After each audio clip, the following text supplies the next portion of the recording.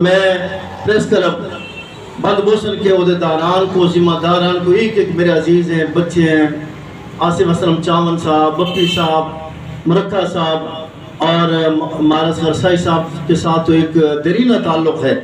میں یقین جانیے کہ میری آنکھیں ٹھنڈی ہو جاتی ہیں آپ کو دیکھ کر، میں ایمانداری سے کہہ رہا ہوں، کوئی بناوٹ نہیں، کہ جن آدمیوں کے سامنے کچھ کرنے کا جذبہ ہو، اور یقین جانیے کہ ہم نے جب کام کا آغاز کیا تھا یہی جذبہ تھا۔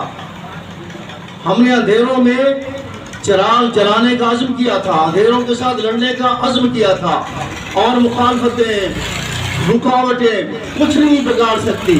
یہ تو اڑتی ہیں، یہ تو چلتی ہیں تجھے اونچا اڑانے کے لیے۔ تم بھی یہ باد مخالف سے نہ گھبرائے عقاب، یہ تو چلتی ہیں تجھے اونچا اڑانے کے لیے۔ آپ کی پرواز بلند سے بلند تر ہوتی چلی جائے گی۔ انشاءاللہ اپنے جذبوں کو برقرار رکھیے، اپنا سلسلہ برقرار رکھیے۔